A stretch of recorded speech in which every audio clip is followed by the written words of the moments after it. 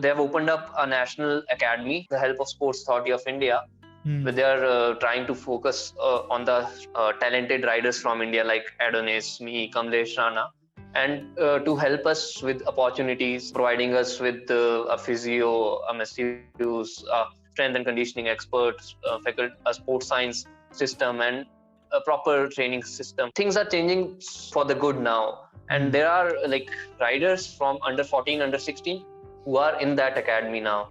What I struggled to find for 6 years, riders are now getting after 2-3 years of riding.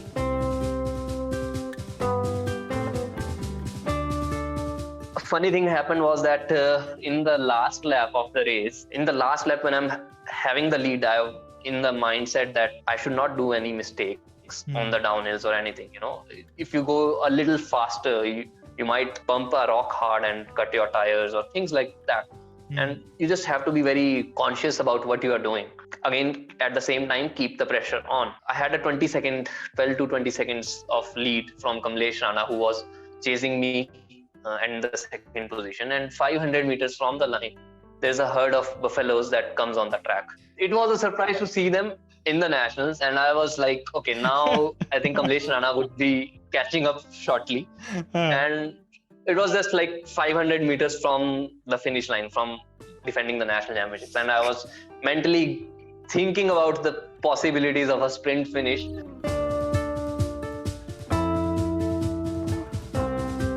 I am BikeyVenky and this is the Working Athlete Podcast. Here, I talk to working athletes from all walks of life and experts from various sports to provide you with inspiration, training tips, time management, and lifestyle advice. If this is something that interests you, please make sure you subscribe to the channel so that you don't miss any future episodes. Today's guest is one of the fastest and most technically adept riders on a mountain bike. Having started in the junior ranks, he grew from strength to strength and became Indian national champion in MTB in 2020 and 2021. He wants to go beyond and perform well at Asian level and World UCI MTB events. His name is Shiven. In this episode, we talk about his cycling journey from being a scrawny kid on a bike to becoming a national champion. We talked about his learnings along this journey. We also talked about his future goals and how they look like. It was a fascinating conversation with the young champion. Let us get into it. Welcome to the Working Athlete Podcast, Shiven. It's a pleasure having you on the show. Thank you so much, Venky. After so many tries, finally, I think we're going to be able to do this one. Yes. So, Shiven, let us start by talking a little bit about, your early journey into cycling. How did you get there? How did cycling start?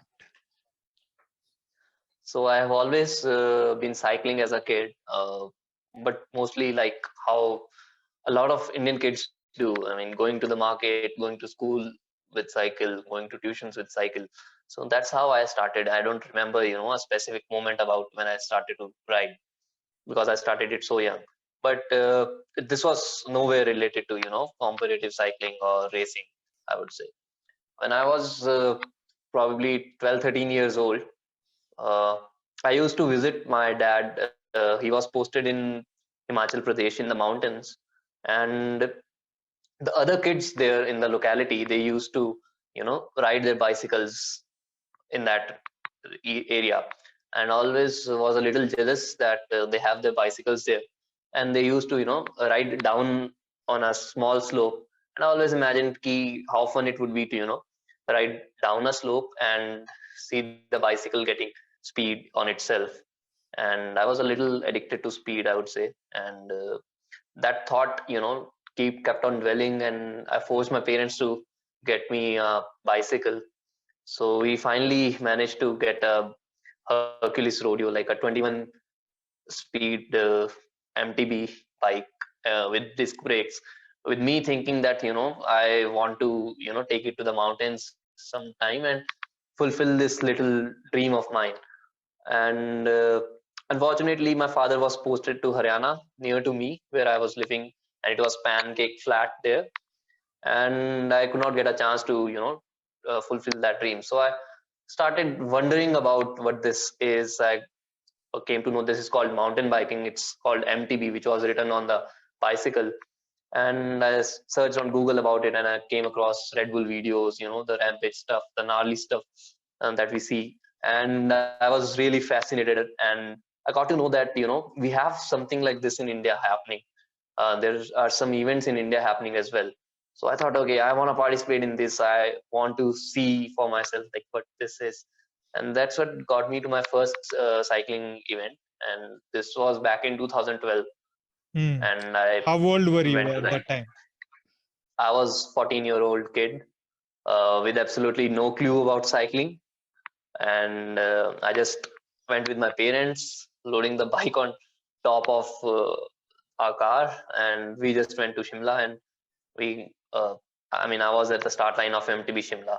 So the first event, it started with a downhill. It was a 40-45 kilometer event, which I never thought I could, one could do this kind of distances on bicycle. I never Hmm. thought about it. As it started, it was fun because we descended from 2000 meters down into the valley, and it was like a first time experience for me to be riding off road, although my whole body was shaking because the bike was pretty heavy for me, and I was not used to this, right?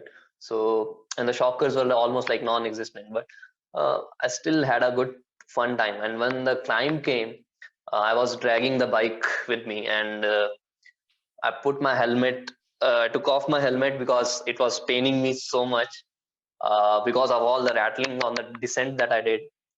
And I put it on the helmet, and I started walking and dragging the bike up. And I was third in the race at that time, and it was something I was very fascinated about. The marshal at the finish line, though, he said, "Ki helmet, helmet."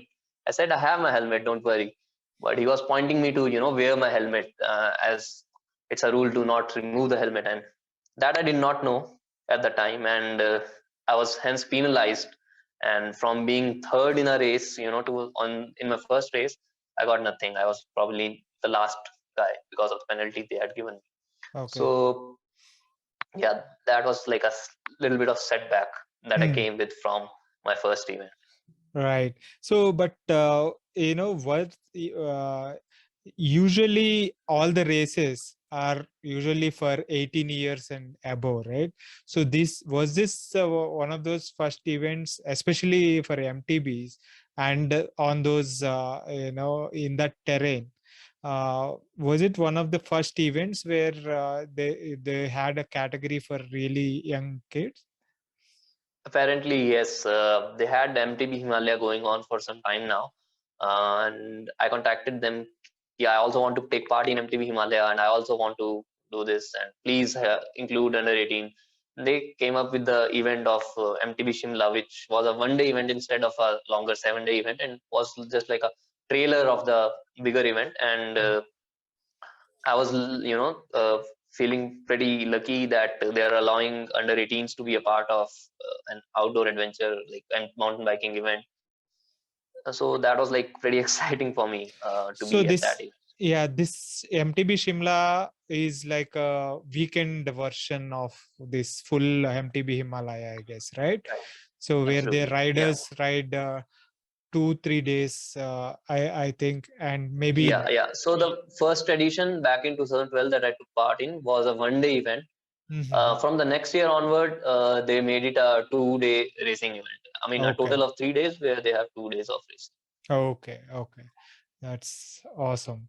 So, from then on, how did you progress? Did you take part in the next year as well? And how did the events go for you? So, uh, finishing the last because of a silly mistake uh, had a big impact on me, and I was cursing myself for the whole year, and like waiting like when it's gonna happen the next time. Luckily, in the process of taking part in the first event, I made some good friends from nearby places, and the next time I went to the race, I came prepared. I you know was in 11th, was studying non-medical, and going to tuitions at 6 in the morning, and I used to wake up at 4 and go out for training in the fog and in the cold weather, in the dark, and would come back home and then go for tuition and then go for school and then everything else. I mean, it was just pure passion that I had, that I want to, win it the next time it happens. And luckily, my friend borrowed, I got a borrowed bike, borrowed it from my friend, and I won it in the students category. And this was back in 2013, like the next edition of MTB Shimla.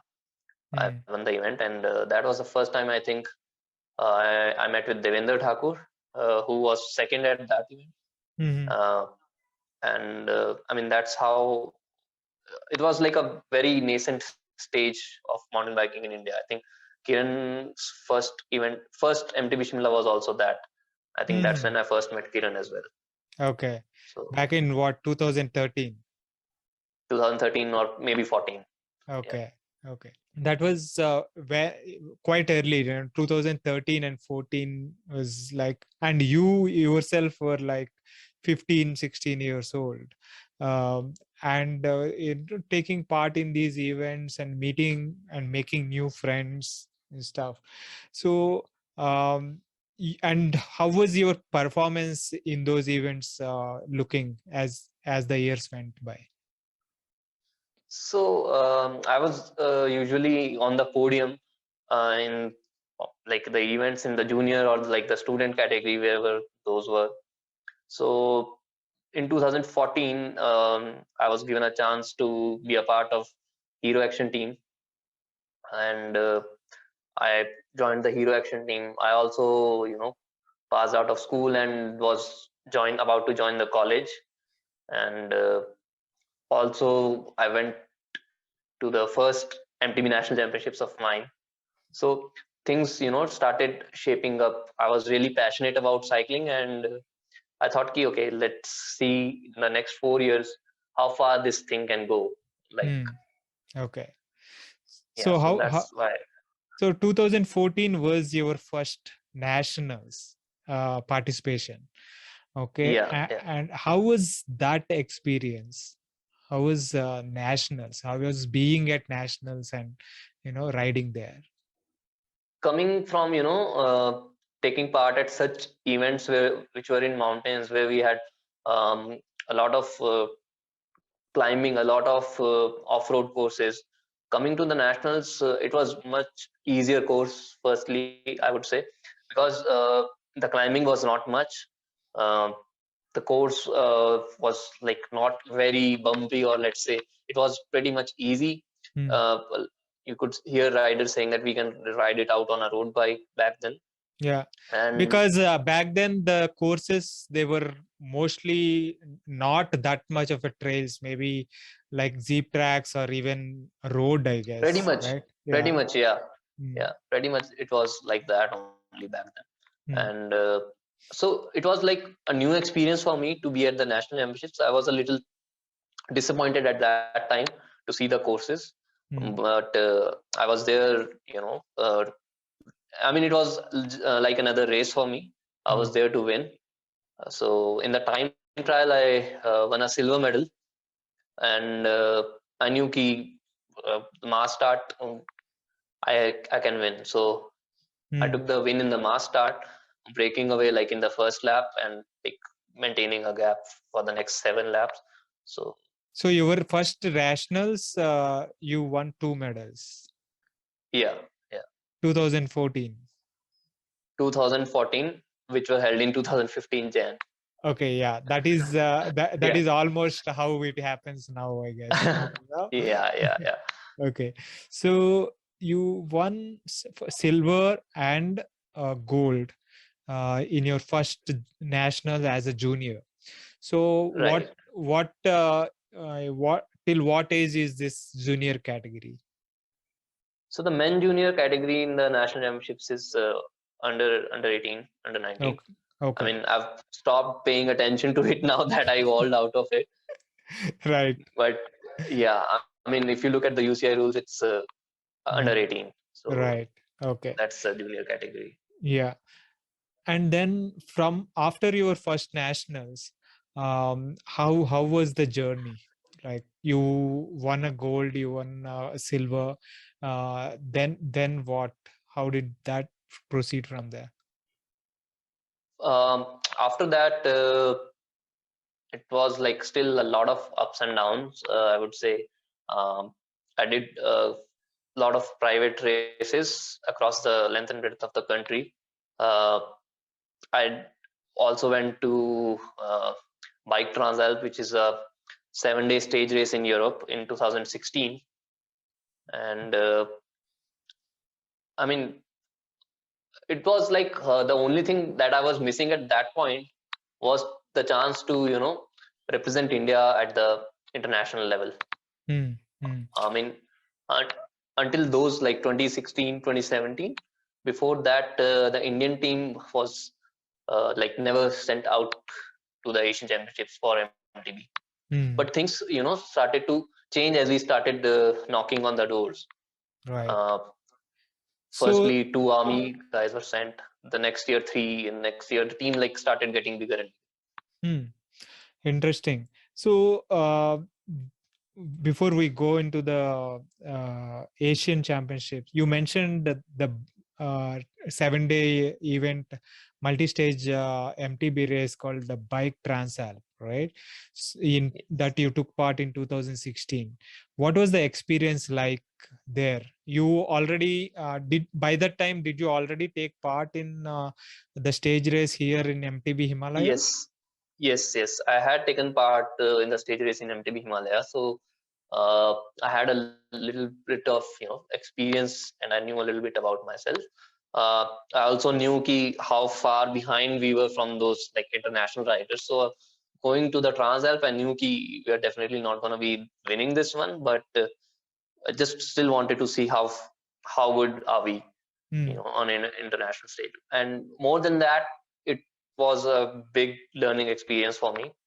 uh, it was a race where there were like 1200 participants, so Wow. you just stop. There was like a whole peloton on the trails, and if you like just stop for pedaling for 10 seconds, you would lose probably 20 positions on the climb. I mean, it was a crazy atmosphere. uh, First day was a pretty disappointing one. uh, there were small uh, climb sections that they had, which had a special different price, and those were supposed to be like 1 kilometer long. So I mean, these short efforts, I thought I can, try and do something good in these. Uh, so I gave like an all out, and after that, there were still 20 more kilometers of climbing. So I wasted a lot of time, and Devendra was my teammate in that race. Mhm. So Devendra had to wait at the top for me to come, and probably 15-20 minutes he was just waiting. And then on the downhill, I had a flat tire, so we lost a lot of time that day, and were somewhere in around 250, somewhat that Mm, in the overall ranking. So the next day was a shorter one, mm. and we could push better to our abilities. So we jumped like 80 positions in the general classification that day. Right. So, and luckily on the flat sections we could find really good guys with whom we could work in a small group, and we saved a lot of time. The surprising part was that once like they have the ceremonies each evening, and we were called upon the stage, and we were awarded the attack classification, which was given to the riders, to the team who jumped the most positions in the GC. Wow. Mm, And so it was like the biggest event in the sporting career for me so far. We were there on the stage with the world champion in cross country marathon and all the legends of the sport. And that was like a big moment for me. yeah, really awesome. So the I know the how big an event Bike Transalp is, and in the world stage in MTB, marathon races, the stage event, right? There are a lot of even pros and send their teams to take part in. I think all the top prizes are won by pros or semi pros that recently retired, right? So it's a good thing that you guys got a chance to go there and do well. So was it the heroes team that you were mentioning that gave you an opportunity to be part of that race? Yes, I mean, I was part of the hero team, and the hero cycle sponsored the whole trip. And it was like, I mean, we were lucky that we had that support at that time, and to be able to get so much exposure at the right Hmm. time. Right. So that's what happened. That is really good, having someone support you and take you to those international events is very important, especially when you are so young and have the potential to grow, right? Because it will give you an idea of what you are capable of and what others are capable of, and where you are, so that you can try and work to bridge that gap, right? So Absolutely. getting that exposure quite early, I think was quite important as well. Excellent. So coming back from experience like that, uh, how did it proceed back home? How did your racing career proceed from there? So after coming back from there in like 2016, I could not take part at the national championships, and then 2017 national championships, I went to the national championships again, Mm. and this time I was an elite. And back then it was no under 23 category in the MTB. Mm. So I remember, it was a very muddy course. It had rained a lot, so um, the things got real slippery, and Mm. I was, having a lot of racing experience with me, and I started with Cannondale at the time, and I finished fifth in the individual time trial. Okay. So that gave me a big boost. Like, okay, this is my first year as a elite, and I'm fifth in the time trial, and seventh in the mass start. Mm-hmm. So big confidence booster. Next year, again, I came back at the nationals, and in Mm. between, I also went to Philippines for a UCI event, Mm. on my own, like being sponsored by Track and Trail. Mm. Uh, I managed to go to Philippines for a UCI class 3 or class 2 event. So at that time, I was really, targeting that I should do more and more racing at the Asian level. The Asia Mm. MTB series is what I need to target. Right. So this So Philippines race, that UCI race, right? So what was it like? What was the distance? What was the terrain like, and how was the experience there? it was like my first proper international XCO race. Mm. The course was about 4.5 kilometers, steep, punchy climbs with descents which were technical. It had jumps, which I never had done before in my life. So the first time I go there, I see jumps and I see riders flying past on it, and I was scared, to be honest, because I had no one to guide me, and I was there on my own, and not getting the food that I'm used to, and all those things that happen on an international trip. But as the race started, I just thought, okay, maybe I should just let it go for once, and I just flew on the jump, literally, almost going over the pass, but somehow landed. So then each time, instead of racing, I was, just trying to see if I can learn how to jump in the race. Mm. So I mean, the Japanese were there, which were like who were on the top of the Asian podium, and I was overlapped at like after 3 laps. At Mm. the starting of fourth lap, I was like pulled out, but I did learn, a great many things about racing, about how the races are. So taking even, that experience, I came back to India. And the next time, like the 2018 nationals were supposed to happen, like 6 months down the line. And meanwhile, my college had finished, and I moved to Manali. And I thought, okay, I need to train harder. I've got 3-4 months now to prepare for the national championships. I started a training plan with Sufferfest, and I was doing intervals at the high altitude, and a lot of intervals that I done. I remember me, Devinder, and Yogesh Kumar, one more athlete. We were just sweating indoors, a lot. Like we were flooding the room with sweat in cold weather and at high altitude, and we were just, enjoying the life for the first time. I thought to myself, "Ki, I've never done this hard of a training.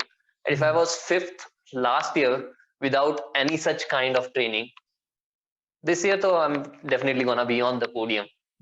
But what happened at the event was something completely which I had not expected. I was seventh in the time trial. So time trial is usually the first event, and I thought, okay, something might have not been right. We'll wait for the mass start because that's like the main event. And in the mass start, right on the first lap, I realized ki, uh, I'm not even in the top 10, and I'm like running out of breath trying to catch the top 10 guys. Midway, I have a little bit of problem with my shifter, and I get off where I had stationed my mechanic, and I thought, okay, if I'm here for the top 10 and I'm here for a medal and I'm not even in the top 10, there's no point racing. And I got off the bike. I just sat down and I said, I don't want to race. Then I saw a couple of army riders going past on their aluminium bikes, and probably their first or probably second national championships. And then I thought to myself, if these guys cannot quit with such a basic equipment, how can I quit being a sponsored rider with a carbon bike with so many international races? I cannot quit. Then I started going back on the course again, and I finished last. I was the last rider who was not overlapped by Kiran. Kiran won the national championships that year, and I was the last finisher. Right. So that's how. That was in 2018. That was in 2018. Yes. So, what do you think kind of went wrong? Because from being fifth in elite in your first year as an elite rider, right, coming from a strong performances in under 18, right, junior level, and doing really well in your very first year at elite level, you did really well. But and then you went back and trained well. What do you think went wrong there? Do you think it was like overtraining that kind of saw you crash, or how is that? Uh, Maybe it was overtraining, but I don't have any way to tell that for sure. But I think more than that, it was that previous year, because of the rain, I got lucky that not a lot of riders knew how to ride when it's slippery and it's technical. And Okay. people's bikes were getting stuck. The wheels stopped rotating because of so much of mud. Right. Me having a lefty fork meant that there was an ample mud clearance in the frame. Right. So maybe that was one of the reasons, which I think I just got lucky the previous nationals. But do you think the previous nationals also, your fitness might not have been that great to indicate fifth position at nationals, you think? I did not think of it, at that time. At that time, I thought, okay, this is where I belong. Okay. Yeah. That's fascinating, right? Yeah. Every kind of experience throws something at us that that we need to think and learn and analyze. So interesting. So That experience must have been hard, right? From your previous performances coming to dead last in an event must have been hard. So what did you go back and do to kind of change that? So, just a couple months before the nationals, while I was on that Sufferfest program, I managed to get my hands on power meters, both for MTB and road. Hmm. The only thing was that since I was just like 2 months away from the national championships, that I decided, okay, that these national championships get finished. Once these get finished, I'll start with the coach and start in a proper way of training. I Hmm. had this thing on my mind for a year. I was lucky enough to get the inputs from NJ, from my dear friend, the world champion in cross country marathon, Andy Seawald. Hmm. Uh, I mean, all of these guys helped me, understand the importance of training. So I got sponsored by FSA and got these power meters with the help of track and trail. And I knew okay, what's the path forward? I was just waiting for the nationals to happen. And Hmm. after a devastating nationals, Hmm. right the evening after nationals, I was in Pune, and I wrote a big mail about myself and introducing myself to my coach, who I'm still working with after 3+ years. Hmm. And that's how it, like, the next big pivot point in my journey started. Right. So how did that pivot point uh, help you in the immediate future, like 2019? How did the things change in 2019? So the first major event that I was targeting in 2019 was MTB Uttarakhand, because it was a CFI event firstly. So usually if you want to be a part of Team India in any event, you have to be at the top spots at such CFI events. So at MTB Uttarakhand, I was trying, hoping to win. And I mean, again, I have probably I was wrong about it, but I knew the potential that I had. And in the 6 months after the previous Pune Nationals to this MTB Uttarakhand, uh, I worked in a structured manner with my coach, and the results were there. Like on the first stage, I was second. Uh, I mean, and on the third stage, I won a second position amidst the international riders. Like Mm, the first guy was Iranian, second guy was me, mm, winning a sprint against a Thai rider. mm, So that was a big confidence booster. Overall, I finished third with some stage wins in Indian category, couple of podiums in international category, and now I know, okay, now I've arrived at the level where I can say I'm in the top three at the national level. right. So that's how things changed in like 2019, just after 6-7 months of training with the coach. Right. I had trained a lot before on Mm, my own, so I would mm, say I had a big base coming in. Past 6 years I had been racing and training on my own, doing correct. workouts. I don't know of Yeah. what kind, doing Yeah. long climbs. Right. So probably that helped. Yeah, so you started in what, 2012, 13, right?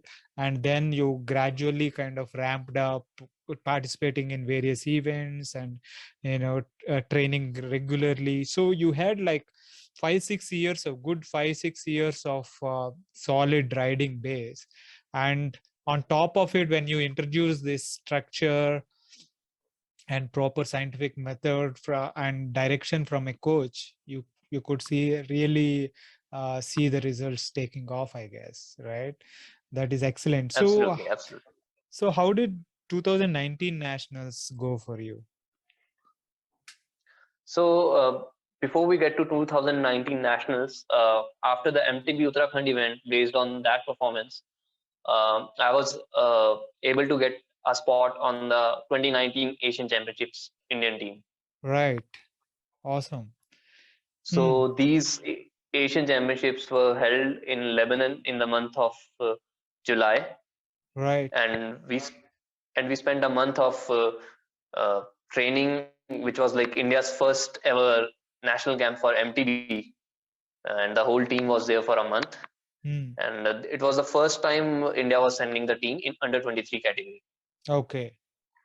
Right. Yeah, and yeah, so that's how, I mean, things were, starting to shape up, not just for me, but for the MTB scene as well. That is really impressive. You mentioned before that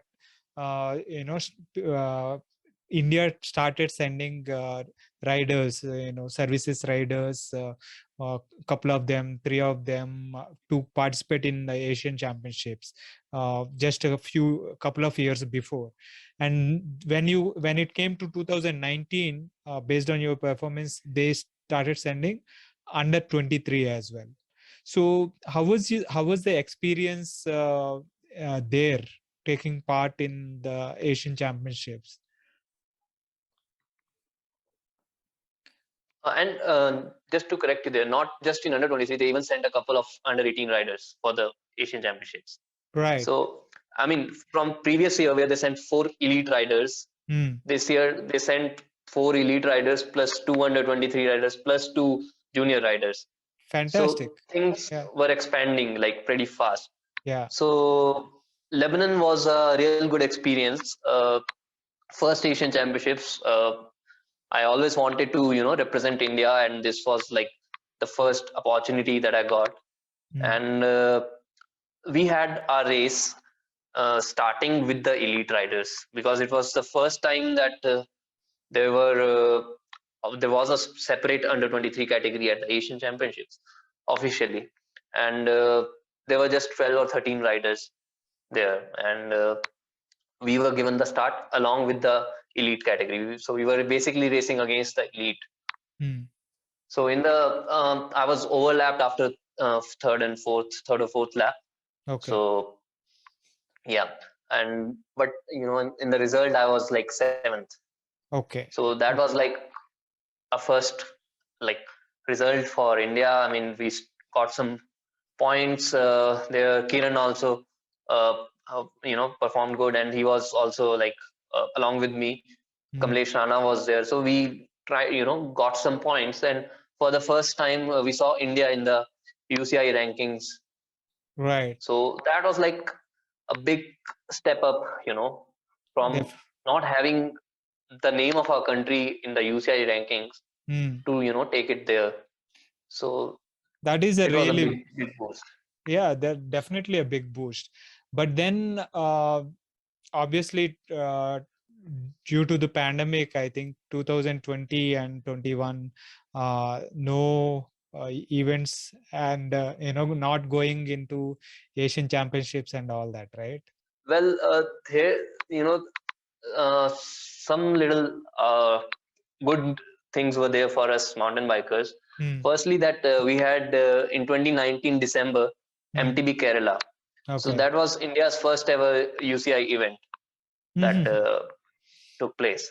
Okay. So it is still till date my uh, favorite event, because of the way they broadcast the event. There are a huge huge spectator crowd. They are Hmm. watching the event on screens. They have Hmm. multi-point cameras, and being broadcasted on Facebook Live. Hmm. And there's a funny little story about the event, that I had a couple of reappear exams in college, Hmm. and I was studying, nights off to trying to pass those exams. Then Right. I had a flight from Delhi which got cancelled, and they gave me a flight the next morning, the next day, and I missed another light of sleep. I reached the event venue, like the race is in the morning at 8 a.m. I reached the event venue at 4 a.m. Wow. and I started assembling the bike as soon as I reached.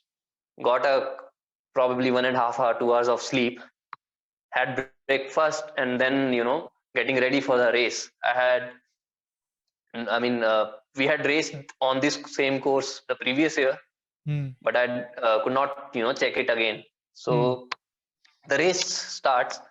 I'm like in the front row with the Canadians, Iranians, Thai riders, Singapore riders, and the first thing I know, with as the gun went off, I was leading the race, and this is like after coming back from South Asian Games, which I had like also done Right. there, and I Yeah. was fourth in South Asian Games meanwhile. Mm. Mm. And learning from the experience of South Asian Games and applying it here in MTB Kerala, Mm. I was able to get India's first ever UCI podium. Uh, Mm.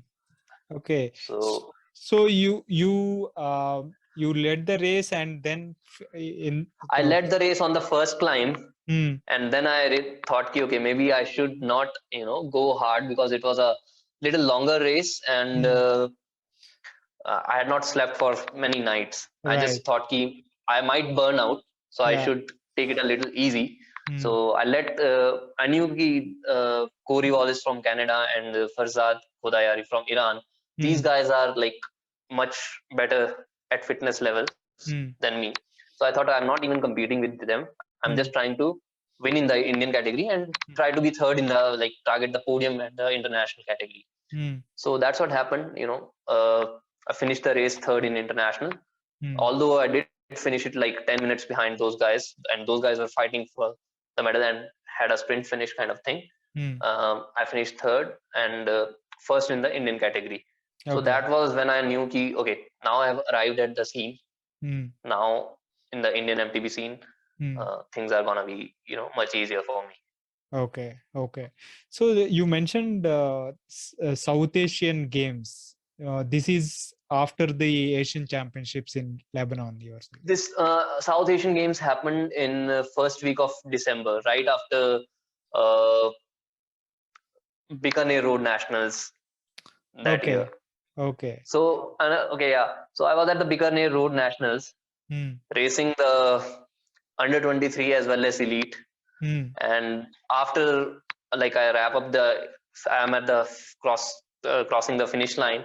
I was informed that there are 2 slots more for the South Asian Games, Mm-hmm. and I need to be in Pune in a week for the trials. So Right. right after Bikaner, I go to Chandigarh. I crashed there on the road bike, Yeah. uh, like pretty banged up, with a banged up face. I reached to Pune. What happened?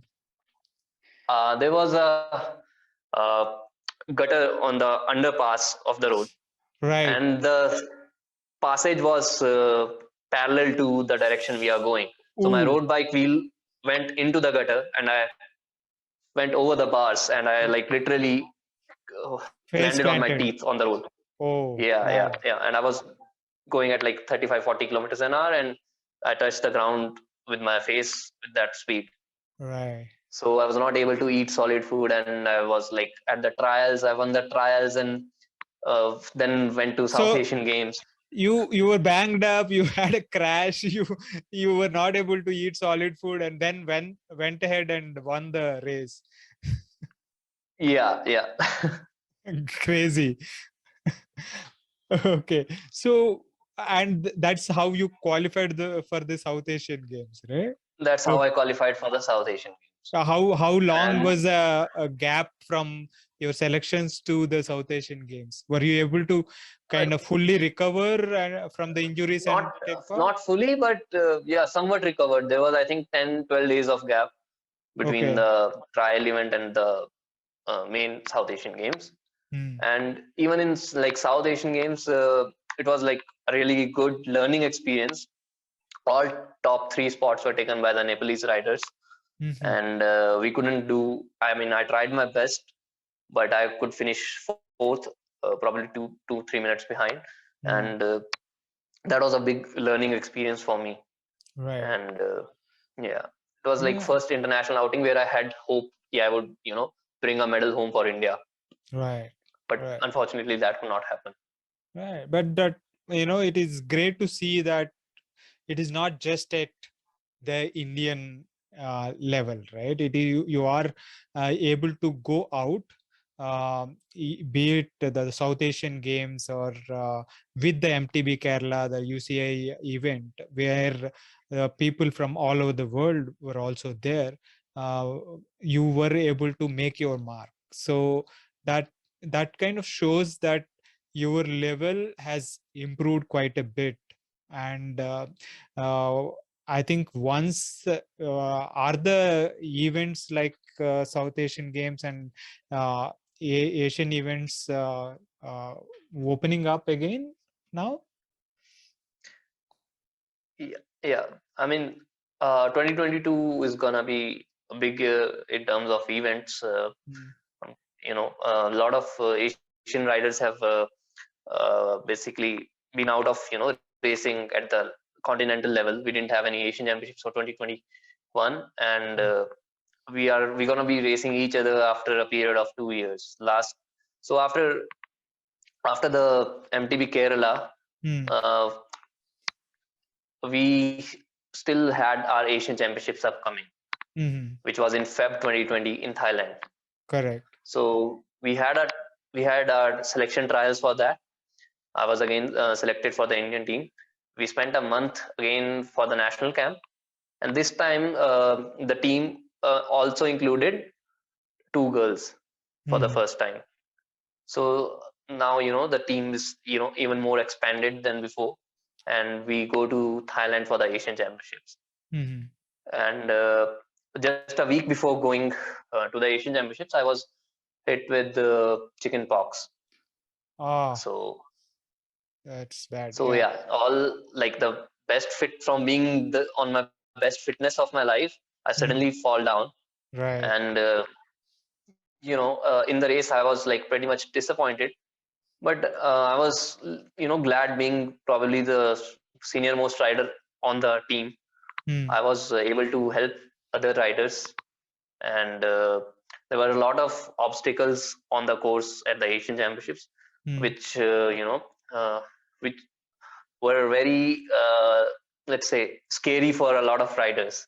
Right. There were there were jumps which were like 9 feet wide, Wow. and where we saw riders crashing Mm. and getting unconscious and being moved away in an ambulance. And later Ooh, on we see those riders on a wheelchair with both their hands and legs plastered. my So God. there was a lot of scary atmosphere out there. Right. Even let's say the riders who were winning silver or bronze medal in the Mm. race, they were not attempting that jump. Right. But to try, I went on and I thought, okay, with the best equipment, if I cannot do this jump, Mm. and if I call myself the best in India, and if I Mm. want to be the best in the world, and I can't do this jump, then there's no point. Then I just started to do that jump and did it again and again, and got confident on that jump, and instilled that confidence to other riders on the team who Mm. could attempt that jump. Right. So that was a big learning. Yeah. That is great, right? You first thing is you yourself trying to put yourself out there and learning, and then instilling that learning to the riders around, to your teammates. So that is very important to kind of take the mantle of the senior person in the team and leading by example. That is excellent. Yeah. Super. So now let us come back to the nationals, right? From 2020 and 21, uh, you you have taken part in all these South Asian championships and Asian championships and stuff, but came back coming back to the nationals, and the performance is there.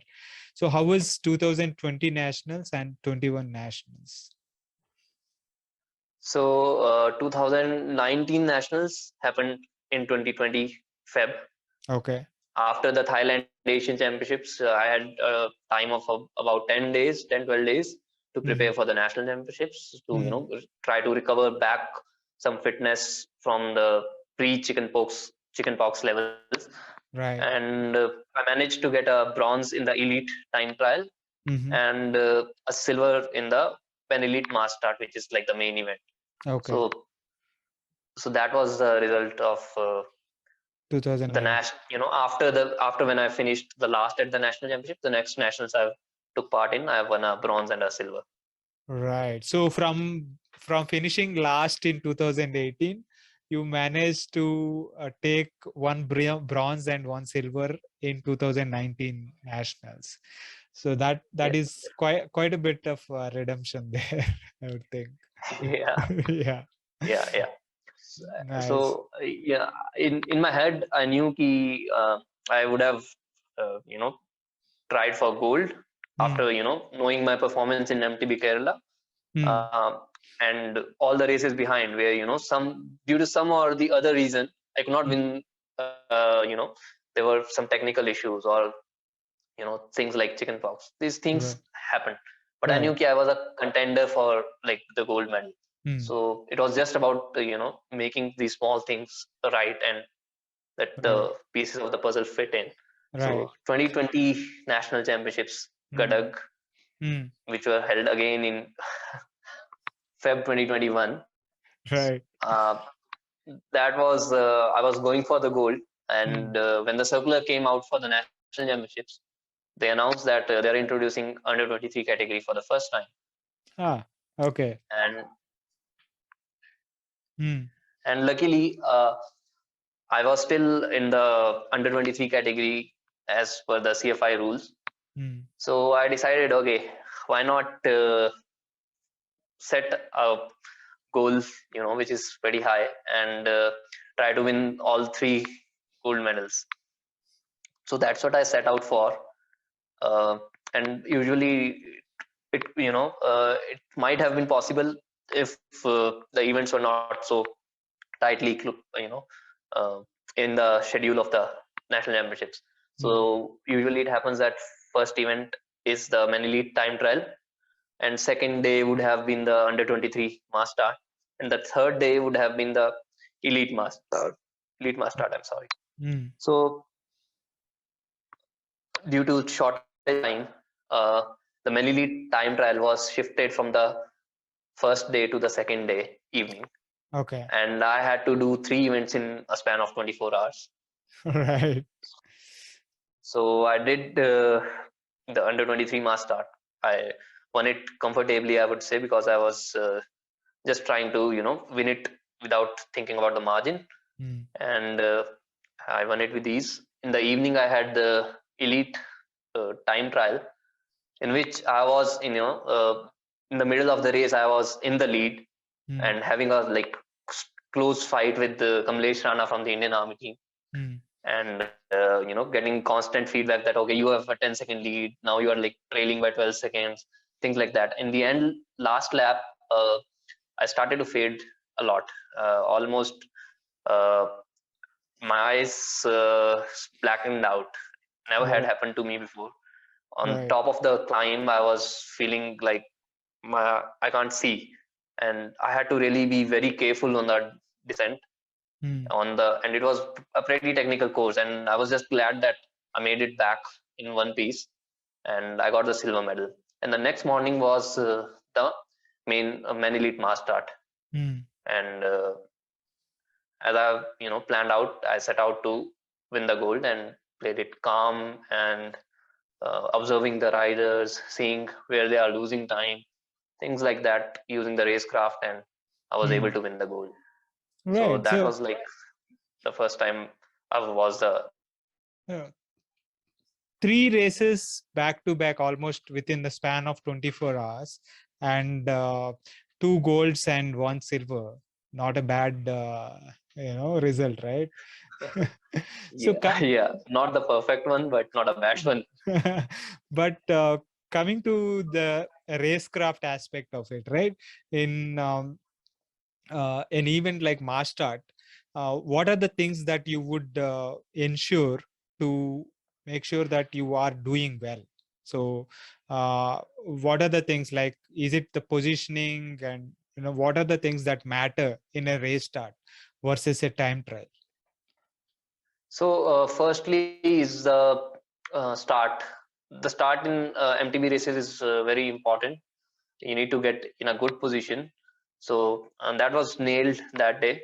I was leading the race from the whistle, and that helped me to choose. That helps to choose your own lines when entering the single track. You have a clear vision ahead of you, and some if there is someone ahead of you who is not very technically sound, and he might make any error, everyone behind him gets stuck. Right. So it's always a bit of fight for the position in the initial moments in a MTB race. Mm. So yeah, I started the race, led the whole lap, and I had a select group of like 3 or 4 riders with me, Mm. and who I knew I could, now these riders are someone who I'm comfortable with riding.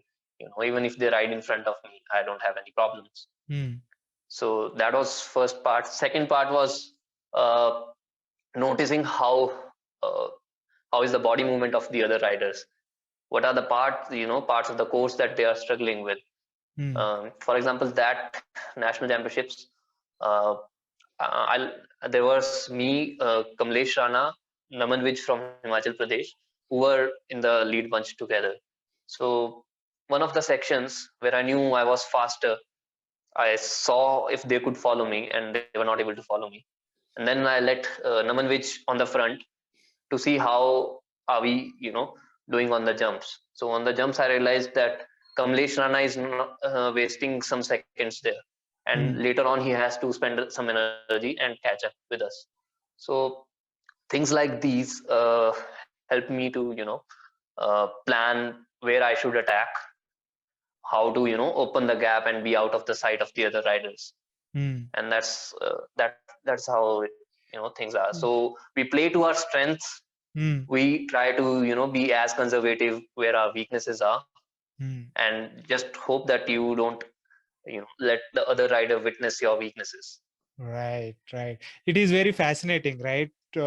Like you mentioned, taking that the fast starts in MTBs to kind of make sure that you are in, pole position to take the position you want in the single tracks, the entries, and then again observing the skills of the riders in front of you or behind you, and where they are struggling, what you can exploit, and all that is quite fascinating. There is a lot of strategy that goes on, um, by because you get multiple laps also to kind of observe them, right? So it's not at various junctions in the course. So Absolutely. We had like 6 laps, and mm, for the first 4 laps, I was just playing it cool, letting other riders come at the front to see how they are riding in front of me when they mm, have the chance to just go, right. and just see how fresh they are. And once Mm, I was sure, okay, the attack is gonna go, and I thought there are just 2 laps to go, but actually it was 3 laps to go. I mm, attacked with a lap early, and mm. but somehow I just managed to stay away. Right, right. But when it comes to time trialing, what are the things that you will there be? What will be the strategy when it comes to time trialing, like in the event? The thing with the time trialing in MTB is that you have to be very focused about the course. You had to nail it mentally, and you know what's coming ahead. You have to practice a lot beforehand, so that you are doing it in the most optimum way that you can. Right. And the same goes actually for MTB as well, for the Mm, mass start as well. right. That your track should be so well versed that you should be able to ride it with closed eyes. Right. Right. It's just that in the time trial you have to pace yourself.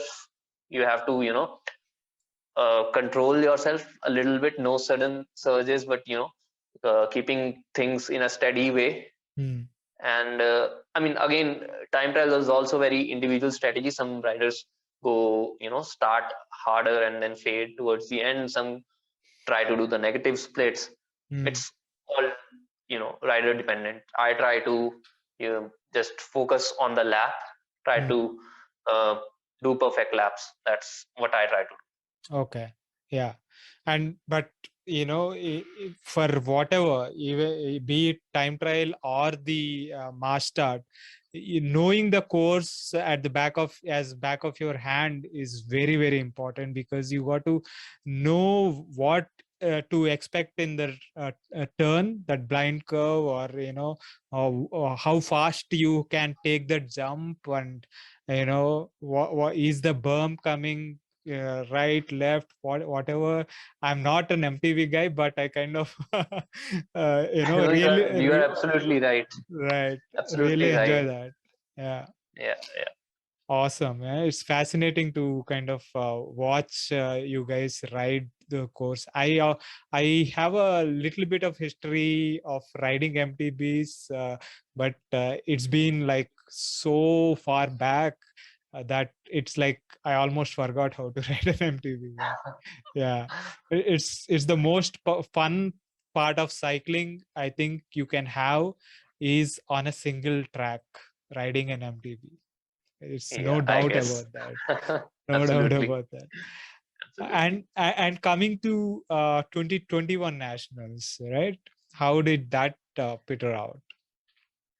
So, coming towards the MTB Nationals in 2021, now by the time you have done so many nationals, you already know who your competitors are. You Mm. know what your fitness levels are, if you are in contention for a gold, or if you are in contention for a silver or a bronze. And I knew I was coming in to defend my national title, because training has been going good for me. I was not really focusing towards the national championships per se, but I was focusing towards building up a better version of myself, which can be used to improve at the Asian level. So that were my goals. But Asian championships unfortunately were cancelled for 2021, and we Mm. had the national championships happening. Right. So a little bit of tweaking here and there of training plan, and just adjusting things, and we were at the national championships. uh, Unfortunately, we were in the state championships in Himachal Pradesh. Mm. um, I was the one who is also like chairman of the district cycling association here in Lahore Mm. Spiti. Mm-hmm. And we built a we got a course here, and the course was really good, like of international standards, and probably the toughest one in India. And we were racing at 3000 meters above the sea level, Mm. and in XCO Wow. racing. Wow. So Yeah. that was our state championships. And Himachal Pradesh is probably the only state in India where we have a real tough, state championships. So Mm. I finished third in the state championships after like attacking right from the gun, Uh, and fading because of the altitude. I finished third, and I lost my chance to do the time trial at the national championships. yeah, that's why I was wondering, what happened. When I saw your name not appearing in the time trial results for MTB Nationals, I was like, what happened? Is he conserving for his, performance in the Mastart event? Why did he not take part? So, okay, now I understand what happened there. Okay. Right. So the top two So positions get to do the time trial. Is that the case? uh, it's not a written rule. It's up to the state team to send their best riders for the national championships and to decide who participates in what events. Okay. But morally, it's not right for me to be asking the top two guys to like step down and not take part in like what they have earned in the state Right. championships. Right. Right. Yeah. Fair enough. So you were able to take part only in the mass start event in the nationals. So how did that go? Was it like uh, as easy, or did you have to use your all the race So notes? yeah, so before we come to that, I took part in another event, which was Mhm. the mixed team relay.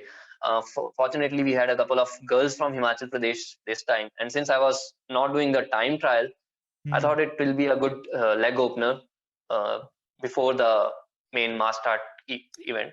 In the in And the in the nationals. in the nationals, yeah. Right. So Okay. that was a so I managed to convince the riders that we are in contention for a medal, Mm. and this would be the first time like the Himachal team gets a medal Mm. basically, and they were pretty excited, and we managed to get a bronze medal, and uh, that helped me, a little bit to see how the course felt at a race pace. Mm. So the next morning was our mass start, and Before we go there, how does the yeah. team mixed team relay event work? Uh, do you both of you do that course at a set number of laps and time added? How does that work? So mixed team relay is an event where there are two guys and two girls, Okay. and this is separate for the elite category, and for the juniors it's a separate event. So Mm-hmm. elite girls, elite women, and elite men will take part in the mixed elite relay, and junior girls and junior boys will be in the junior relay. Right. So the order, so it's a specified zone near the start line. A 30-meter area is provided where you have to tap the next rider.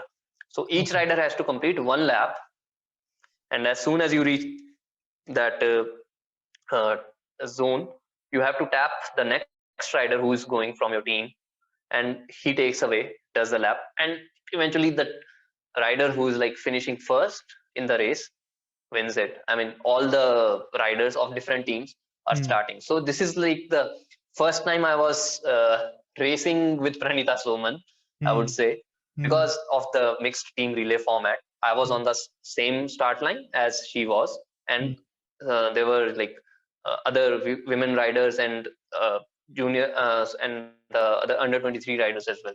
So it's Mm. a really good mix-up event. Right.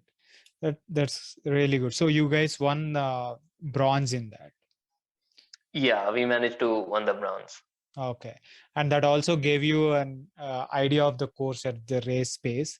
And then you went into the road race. I mean, mass start In the race. mass start, yes. So how did that go? Just as planned, I led the race from the gun, Mm. uh, and there were a few sections that I knew ki, um, I'm gonna be very confident about riding up on those sections. Mm. Which one of those was the climb, for the first climb, which was a technical one where only a couple of riders were able to ride that, and I knew I was confident going up. So saving like 10-15 seconds there. Then in the mix, the dynamic factor this time was Adonis. Adonis was racing in the elite for the first time.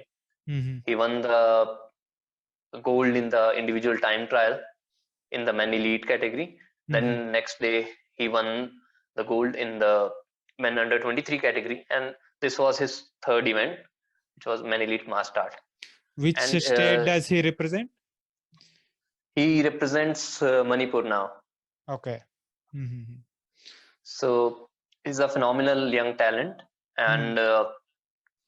and he was with me at the front, uh, and he was pushing hard and trying to inflict some damage, like right from the gun. Mm. And it was like a much dynamic race, and I was happy to let him be at the front. There were a Mm. lot of sections where there was a lot of wind, and one could really use drafting. Mm. So that was the case, and we there were 4 or 5 riders who were separated from the bunch right from the first lap. Mm. So the race went on pretty much under control, and again it was a little bit longer race, not the usual 1 hour 30 minutes, but somewhere around 1 hour 50. Mm. So I kept a little bit I went a little bit conservative in the first few laps, just trying to be near the front in the first or second position, but Mm. not really attacking, Mm. but keeping a hard pace where you know I am suffering, but the others are suffering as well. Right. For instance, the first climb or wherever there were, climbs where I could push. So Mm. there was gap opening up, and the the riders behind had to push extra to, catch up again. Right. So that's how I played it out. Mm. And when it was 3 laps to go, was when I decided that it's time for me to, seal the deal. Mm. And I went off attacking and managed to get a gap Okay. with Kamlesh Rana, who followed me in the second. And Adonis decided that he wanted to settle in for the bronze medals because he Mm. was tired because of the two events on the previous 2 days. Right.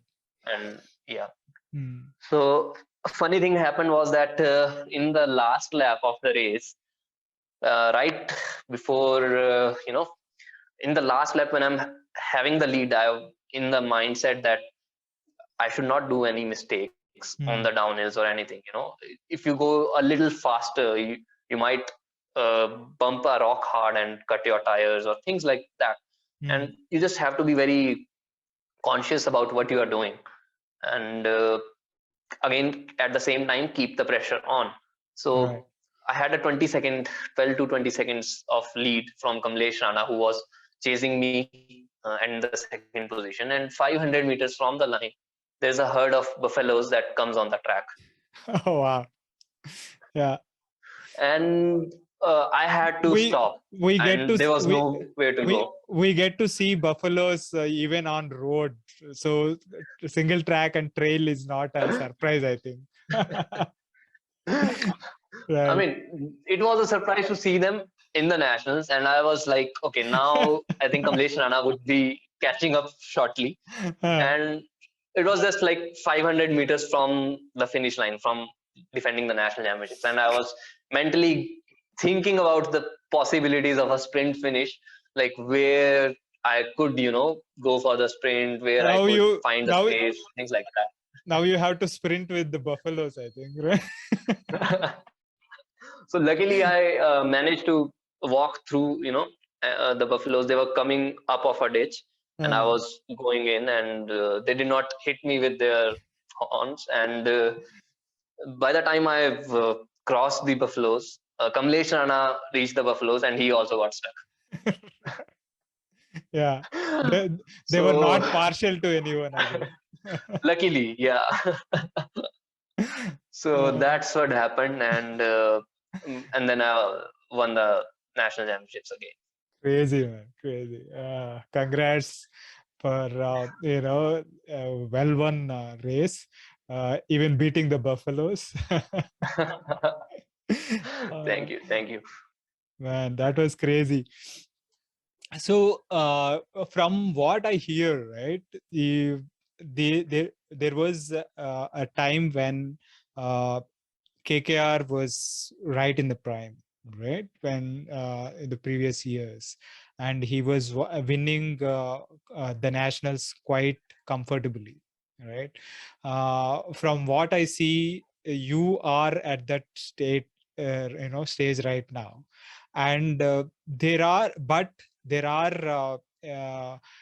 riders, young riders. You mentioned Adonis and Kamlesh Rana, uh, who seem to be quite, snipping at your heels and coming close. So, how do you see the talent, right, developing? From a few years back to now, what are the kind of differences you see in the talent pool of in the MTB area? So earlier, the information was, pretty much limited about training. We did not know about how to train, and we did not know like how to reach the international level. Hmm. Now the change is that I have seen my progress, and I, share it with everyone else out there. Right. Right. Now there is a lot of institutional support coming in as well. Hmm. At the time when I won the junior national championships, I was requesting the federation to send me to Asian championships, to Asian level events in the junior category.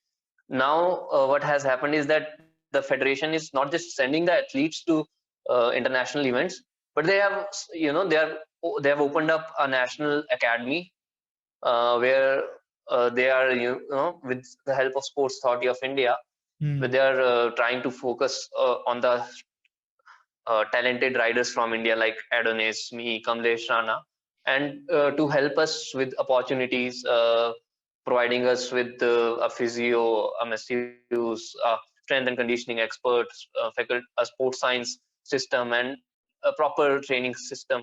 And things are changing, for the good now. And Hmm. there are like riders from under 14, under 16 who are in that academy now. I Right. mean, what I struggled to find for 6 years, riders are now getting after 2, 3 years of riding. Right. So that's a big change that has happened now. And I'm Hmm. confident that, this will help the whole MTB system in India to grow at a much faster pace. Right. And Yeah. that's, what I like. Yeah, that Yeah. is really good. So even when we see riders like you KKR, helping others, sharing their knowledge, sharing your expertise with the riders in the community, and building the, helping the talent, building up of the talent pool is really important for the future of the sport, right? And also it is great to see the developments from the authorities in terms of starting a national academy for MTB riders, which is a big step, right, to kind of identify the talent, nurture them, and put them in the stage beyond nationals. So how do someone get into this national academy for MTB riders? Right now, the selection criteria for mountain biking are the performances at the national level. Okay. The academy is targeted, like 80% of the capacity is targeted towards a younger generation. So, Hmm. for example, there were 10 athletes selected in the first slot, and from the Halwani Nationals, Hmm. and it was just me and Kamlesh Rana in the elite category, and all the other riders were either from under 14, under 16, under 18, and under 23 categories. Hmm. So a big emphasis on the younger riders. So if they are, they can produce a medal at the national championships, they are gonna be in the hunt, in the selection for that academy. Okay. Okay. So the path is quite clear for the riders who want to do well, is basically do well at district, state kind of levels to get into the nationals, and then do well at the nationals, be in the contention of the medals, top performances, and then you can use these facilities, the support from the associations to progress further. Did I get Absolutely. it? Awesome. Yeah, Awesome. absolutely. Brilliant. Yeah. This is great. So, that is all your the MTB, but I would also you are quite a versatile rider, and you have also done quite a bit of events outside the MTB as well.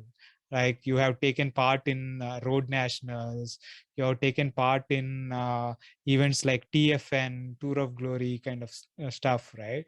So let us take a bit of time to kind of talk about that as well, right? So how many road nationals did you take part so far? I've taken part in 4 of the road nationals. Mhm. So, and let us talk a little bit of about this year's road nationals. How did that go for you? I saw a Right. video where you went off, on a solo attack. I think on the last lap, if I'm not wrong, Yeah. uh, and were pretty close to being, maybe taking a medal at there as well. But I would like to hear from you how it went. So this was my fourth participation at the Road Nationals, and this was the first time I was solely focused on the elite road nationals race. Basically, Mm. before this, I was in the under 23, Mm-hmm. and yet after doing the under 23, I would do the elite road race just to get a taste of riding in the elite punch. Mm. So at the past four out of the four in the Bikaner Road Nationals, I was in the breakaway with one services guy, and I saw a railways team chasing at the front like pretty hard and closing down the gap, even while we were, a big breakaway. Right. So I saw that happening. The next year, Mumbai Road Nationals, I saw the services railway guy and NJ, them going and no one chasing, and I was trying to bridge across to them, but I realized that I should save for my under 23 road race, so I dropped out of the race when I saw the race has gone. Mm. So this time, being focused on the elite, uh, I thought, okay, either I have to be in the breakaway if such kind of a breakaway goes, or if such kind of breakaway does not go, uh, then probably I should try and attack solo. Or if someone joins me, then it's great. Mm. So the road race starts, and the unusual thing from the previous road nationals about this road national was that I was not riding my road bike for the whole year. Like after Mumbai Road Nationals in March, I got on my road bike just a week before this time's Road Nationals. Mm. So I was not very used to the position. So my glutes were fired up. They were pretty tight, Mm. and I was facing a lot of issues with the road bike position. Mm. And racing in the bunch at high speed, you need to be aerodynamic as well, especially for a mountain biker who are used to Right. sit Sitting upright ekdam. upright. Yeah.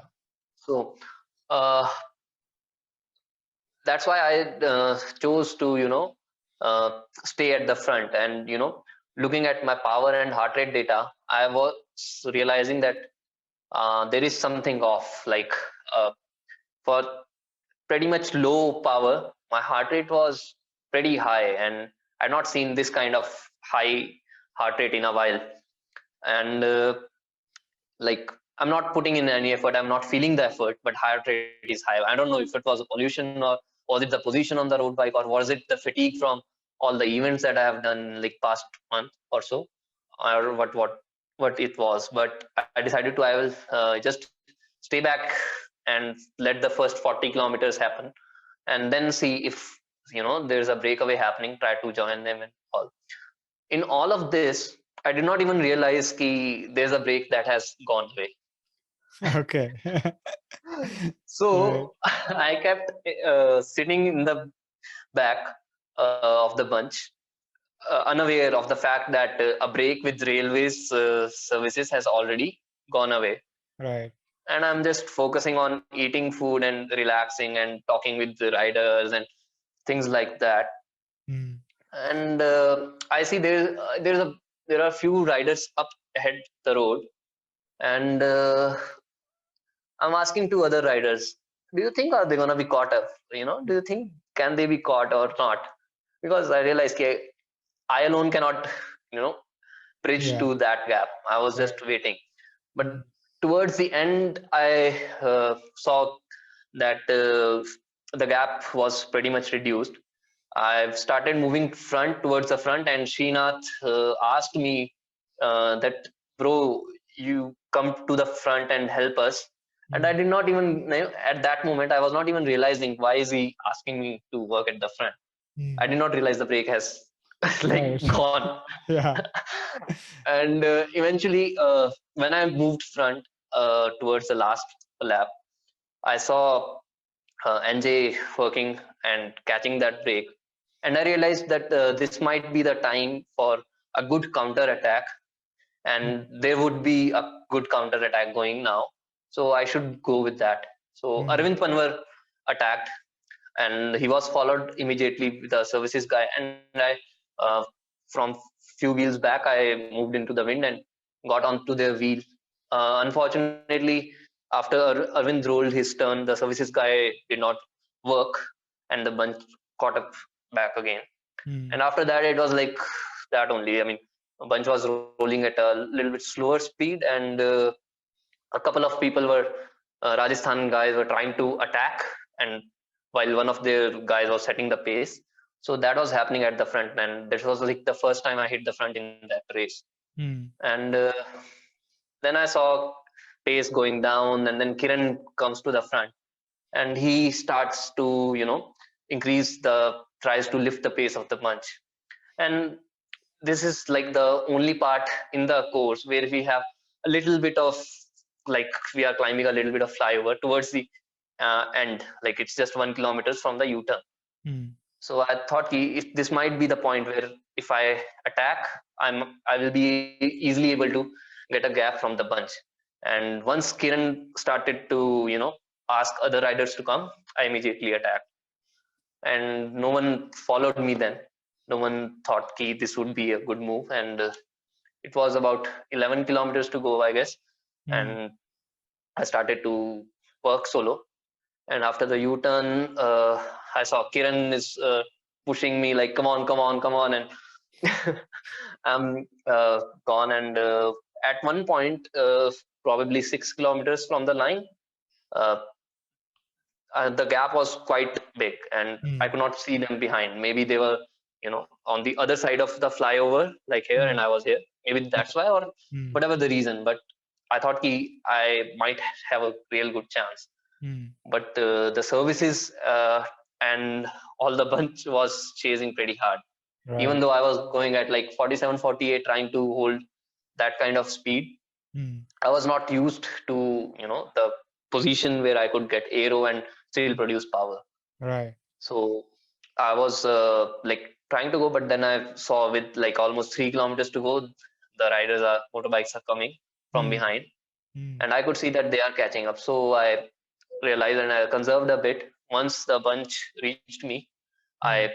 joined the bunch again, but was surprised that how did the bunch get so got so many few riders. Uh, What I realized later on was that the half of the bunch had crashed yeah. because of the high pace, Easy. and someone would have applied brakes or what. Correct. So Yeah. that's what happened. Joined the bunch again, and then I thought maybe I'll try to have a dig again near Mm. the finish line. And this was like 2.5 from the line that I was caught. Right. And when I saw the sprint train of Krishna Nayakodi Mm. uh, weaving through the bunch, and I was like right there, and they almost cut off a guy, and he almost crashed. I decided, okay, the sprint game is not Okay. for me. I'm Yeah. not even gonna try. I'm just gonna roll again, roll Right. across the line and be safe. Yeah. So that's how the Oh, road nationals work for me. yeah, that was insane, right? You attacked at the right time, but and only caught 2.5 kilometers, before. But just imagine just being able to stay away, and you are road national champion as well. Would have been fantastic. But you played your cards well, unknowingly at the first, not knowing that there Yeah, was a yeah. break and all that. You ended up conserving a lot, and when there was a chance to attack, you were aware, and you were attentive and did that. It was, Yeah, yeah. yeah, you are a fast learner, and you are picking up things on the road side of things as well. So good for you. I sure love racing the road race because of the thing that it's so much more tactical. Yeah. It's so much stacked against me because Mm. the course is always a flat course with a U-turn, Yeah. and not a course that's suited for the climbers. Right. So that's what motivates me at, okay, you should go and try and do something, Right. and because it's Yeah. gonna be a big upset if I do it someday. Yeah. I'm sure there's going to be some results even on the road, with the progression that you are seeing. That's good. Yeah. And let's talk a little bit about TFN. The first time we rode together, was it at TFN? Yes, it What? was at the TFN. That's the first time uh, I was like in Bangalore, and I got the road bike that I was riding here for the Hmm, first time. It was because right. of the TFN, Right. and So that's that where was we first. Yeah.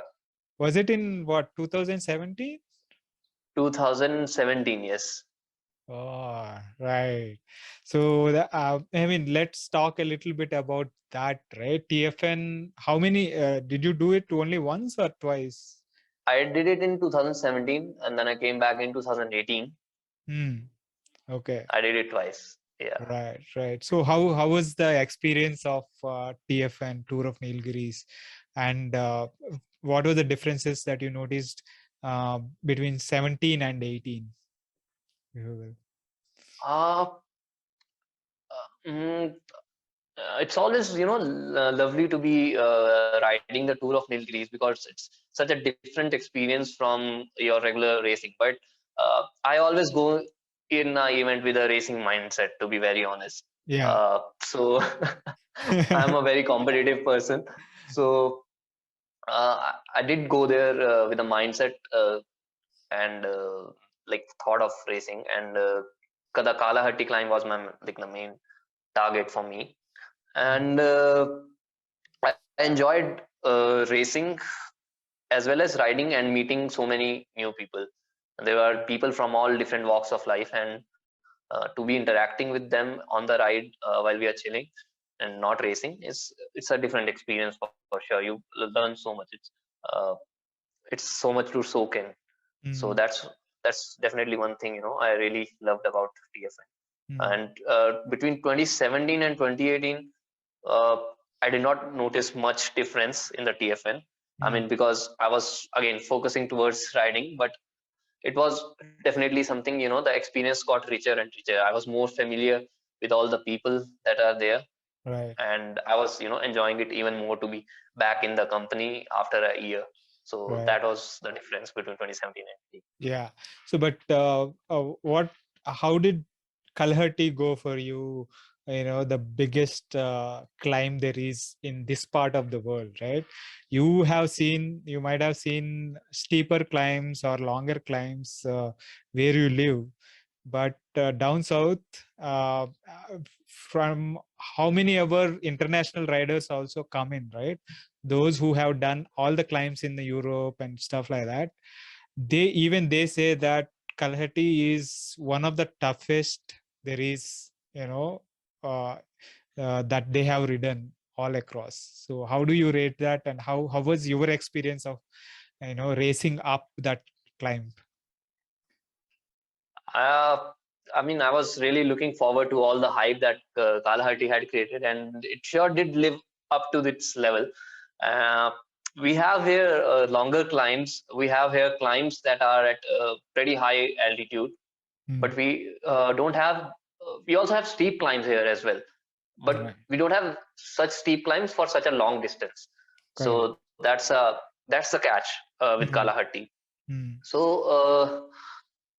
And doing it on a road bike was a little bit different. I'm used to doing these long climbs mostly on like the mountain bike earlier, Right. and I only had basically my 1:1 gear ratio, Hmm. and that was the gear ratio that I was like, I have to just go as hard as I can on this gear ratio. Probably just going on the second gear on at the back, Hmm.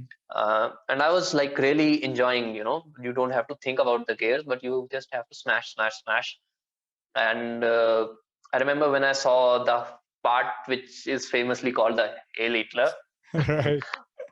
So that was when I realized, oh wow, okay, this is gonna be tough. And it was fun. It was fun racing it. Every time I race it, Yeah. and Yeah. Yeah.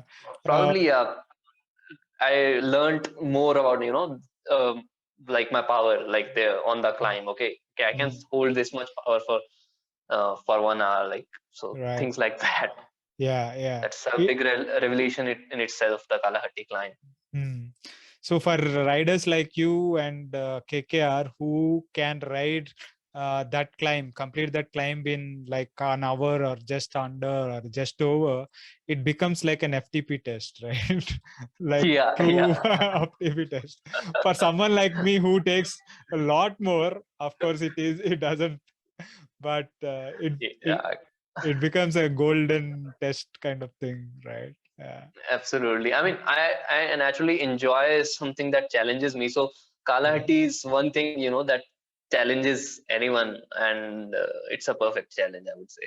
Yeah, it's so brutal, like, and it, yeah, like you said, it doesn't matter how fit you are, how fast you are, it is going to be a struggle going up that hill. Absolutely. It is going to be a challenge. Absolutely awesome. Yeah, so it's been a fantastic chat.